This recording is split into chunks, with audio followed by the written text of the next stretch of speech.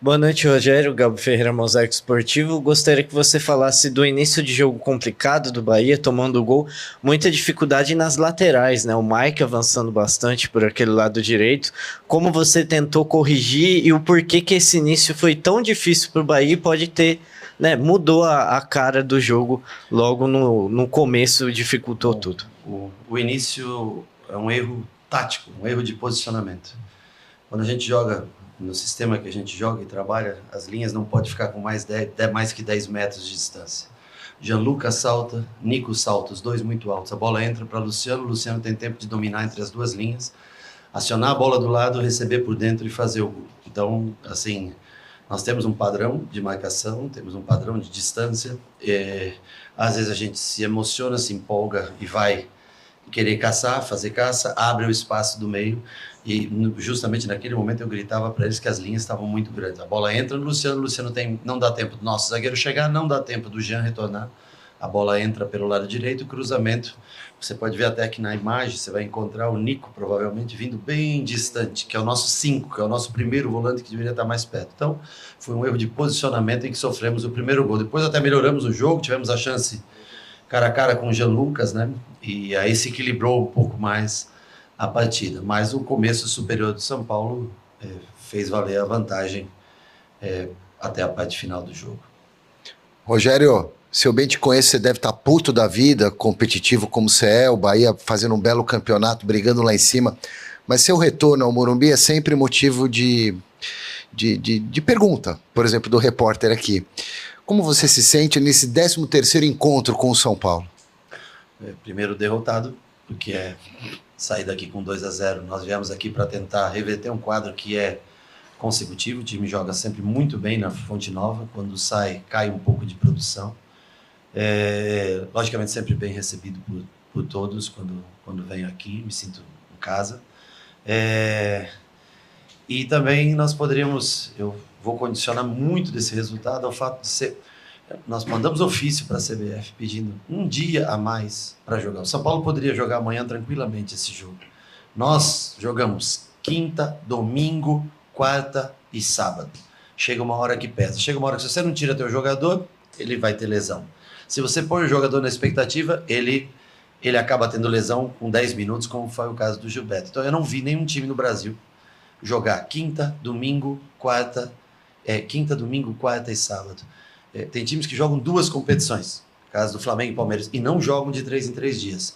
Mas para nós, infelizmente, não conseguem colocar um dia a mais para você se recuperar 24 horas. Aí os jogadores cansam, tem lesões, você perde todas as suas substituições com 13 minutos do segundo tempo e o time acaba realmente cansado. Eu acho que esse para nós, é o pior de tudo para enfrentar, é isso. Não conseguir um dia a mais de calendário, um intervalo a mais de calendário. Não adianta você ter um campeonato só para jogar quando você enfileira 4 jogos em 10 dias. Aí você tem agora uma semana, depois se enfileira, nós vamos jogar domingo contra o Red Bull, nós vamos jogar quarta, Atlético Mineiro, sábado contra o Internacional. Aí depois te dão mais uma semana. Não adianta. Você tem um campeonato só, você joga de 3 em 3 dias em sequência. Não vale de nada. É a mesma coisa que você ter 2, 3 campeonatos juntos. Deem um espaçamento, 4 dias, pelo amor de Deus. 8 dias agora sem jogo nós vamos ficar. Para quê? Boa noite, Rogério. Mais um jogo fora de casa que a equipe bem abaixo, ainda mais depois da partida contra o Internacional. Como falar, Rogério, dessa reta final de Campeonato Brasileiro, onde terão mais 4 jogos fora de casa e discurso de atletas, a gente vendo os bastidores, de um time que quer ir para a fase de grupo direta da Libertadores e hoje o quarto colocado, que é o Mirassol, a gente, depois de um desempenho desse, a gente está vendo um Bahia se desgarrar mais do Mirassol, acabar ficando para trás. Como ainda saber que precisa pontuar fora de casa e a equipe não responde? Bom, nós temos primeiro que se preocupar em pontuar contra o Red Bull. Nós perdemos Sanabria, provavelmente. Nós perdemos Ademir por 3º cartão para o próximo jogo. Nós ainda não temos o retorno de Pulga. Então nós vamos ter que encontrar soluções primeiro para o jogo contra o Red Bull em casa. E aí nós vamos voltar novamente a pensar, porque aí são 2 jogos fora de casa em sequência. Agora, um começo de jogo ruim, que erramos muito na parte de marcação, erramos muito. sofremos o gol e depois mais um gol de bola alçada na área ali que nós acabamos sofrendo gol, uma cavadinha por cima, o Luciano ajeita para trás. Então erramos um pouco mais do que o normal na marcação, que é uma das coisas que nós melhor fazemos, as linhas, os espaços, reduzir espaço entre linhas. Hoje nós não fomos felizes nisso. E hoje nós tentamos o quê? Trocar alguns jogadores para ter energia. Quando nós íamos jogar com o Mirassol depois de 4 jogos nessa mesma sequência de 3 em 3 dias, nós sofremos muito na parte física. Hoje nós tentamos colocar alguns jogadores que nós já sabíamos que tinham. O Juba, por exemplo, só podia jogar 45 minutos, porque voltava de lesão. Então nós tínhamos que tentar dar um vigor físico maior ao time. Infelizmente, sofremos o gol com acho que 4, 5 minutos de jogo, muito cedo, o que atrapalhou bastante. E tivemos a grande oportunidade para o empate e aí não conseguimos transformar em gol. Rogério, boa noite. 72 jogos na temporada, né? Número bem elevado e que afeta muitos clubes, inclusive do Nordeste, né? Especialmente por conta de um calendário muito difícil. Chegando a 80 ao final da temporada, pela minha conta, se não estiver errado. Como pensar que isso vai ser melhorado? Fugir um pouco do que foi o jogo que você já falou bastante, pensando já no planejamento 2026, de um time que quer estar na Libertadores, que quer participar de competições importantes, continuar nesse alto nível. Como fazer essa gerência? A gente viu jogadores entrando, lesionando.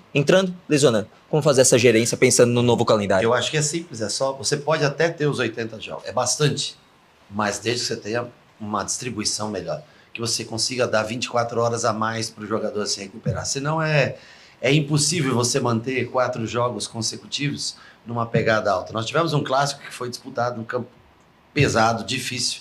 Depois nós jogamos contra o Grêmio, numa pressão desgraçada para vencer em casa. Pegamos o Inter abaixo de uma chuva, que o campo estava pesadíssimo. Aí você vem, 60 e poucas horas depois, vem jogar aqui. Você tem que exigir do jogador que ele jogue, se doe, mas aí chega uma hora que você olha o final do jogo do nosso time. Não conseguimos subir para marcar porque não tinha perna mais para subir para marcar. Agora, 8 dias de espaço. Eu não preciso de 8 dias. Eu preciso de 5 que você me dê. Mas me dê um intervalo maior entre um jogo e outro. Ah, não, mas é só um campeonato. Se for só um campeonato para jogar de 3 em 3 dias, aí não adianta. Para mim, não serve. Então, assim, nós temos que ter uma tabela mais decente. Não adianta olhar, só olho para a grade de TV, só para isso.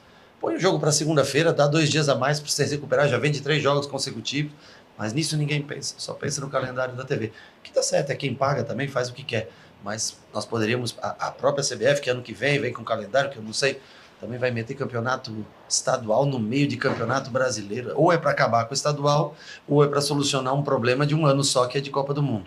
Né? Provavelmente depois mudem e voltem de uma forma diferente. Como é que você vai jogar campeonato brasileiro com campeonato estadual no meio? Eu não acho que faz muito sentido. Rogério aqui, boa noite. Rafael Jacobucci da Rádio Craque Neto. Até em cima disso, né? No teu ponto de vista, pela sua experiência vivida no futebol, por que a CBF não ouve os profissionais para mudança no calendário? Porque a dona do espetáculo não é a CBF, é a TV. E aí a grade de programação tem que encher. Depois que se encheu a grade de programação, a qualidade é o que menos interessa. Rogério, boa noite. Voltando para o assunto que um dos colegas trouxe aqui sobre a relação da sua vinda de volta para São Paulo, na saída do hotel, diversos torcedores do São Paulo, inclusive com a camisa do Bahia, estavam lá e você fez questão de tirar foto, conversar com todos os torcedores lá.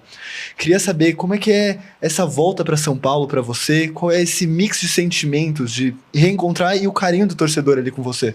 Bom, eu acho que é a história que quando é construída e de maneira correta como foi construída essa história, pelo tempo, pelo longo, leva as pessoas a terem um carinho especial por você. Eu venho aqui, apesar do São Paulo, eu venho aqui para ganhar, não venho aqui para sair daqui chateado, ou eu venho aqui para ganhar o jogo pelo clube que eu trabalho. Agora, eu não posso deixar em todos os lugares que eu atendo todo mundo. Eu procuro atender, dar atenção, tirar uma foto com todos, porque é um privilégio para o ser humano que tem pessoas que gostam, que se atentam ao teu trabalho, que um dia torceram por você no clube que você trabalhou. Então, acho que esse é um respeito que todo atleta, todo aquele privilegiado que pôde... Vocês trabalham com futebol, na parte de fora do campo, a gente teve uma carreira dentro do campo. E se as pessoas gostam de você... Eu acho que é um privilégio, a gente tem que parar sempre para atender, tirar fotos. É o mínimo que você pode dar de retorno àquelas pessoas que gostam de você. Rogério, após a coletiva após o jogo lá contra o Vitória, o Bavi, o Yuri te perguntou até a respeito da sangria defensiva, de estar tomando gols praticamente todos os jogos fora de casa, e se isso te preocupava. E de início você falou que não, que tinha outras preocupações. Mais um jogo, 2 gols fora de casa. Como ajeitar isso? Porque o DVD voltou hoje, mas independente de quem jogue, o Ronaldo fez mais uma grande partida, mas independente de quem jogue, teu sistema defensivo segue falhando nesse ponto de estar tomando gol todo jogo, Rogério. Bom, nós acabamos de fazer 4 jogos em casa, vencemos 1-0 Palmeiras, 1-0 Flamengo, 1-0 contra o Inter e 4-0 contra o Grêmio. Então o sistema ele funciona. Às vezes quando não toma gol, vem a pergunta do sistema defensivo.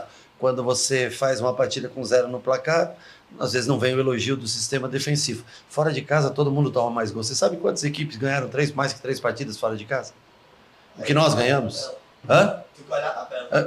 Eu te digo, até nós começamos esse jogo, 13 equipes não tinham ganho mais que 3 partidas. O Campeonato Brasileiro é muito difícil para todos os times fora de casa. Se nós ganhássemos hoje aqui do São Paulo, nós teríamos a 6ª melhor campanha fora de casa, você acredita? Então é um campeonato muito parelho, onde neste ano exclusivamente as equipes, os mandantes, levam no mínimo 80% dos resultados entre empate e vitórias. É difícil para todo mundo jogar fora de casa. O São Paulo vinha de 8 dias de intervalo de um jogo para outro, 7 ou 8 dias, eu não lembro. Nós vínhamos de 60 e poucas horas. Você acha? As pessoas, não, é uma desculpa, não, é uma realidade. É um fato. Sequência de jogos, nós sofremos mais do que o São Paulo. O São Paulo é mais fresco, mais descansado, correu, acho que até mais. No final, com a vantagem, teve tranquilidade para trabalhar. É um time de bom toque de bola, de muito bom toque de bola. E nós sofremos hoje por um erro. Primeiro, um erro nosso de marcação. Se você olhar, vocês que gostam de acompanhar, o pessoal que analisa, você vai ver a distância muito grande de Nico e Jean para a entrada da bola no Luciano. E pagamos caro, porque aí depois você tem que começar a correr atrás. É mais pesado, mais difícil.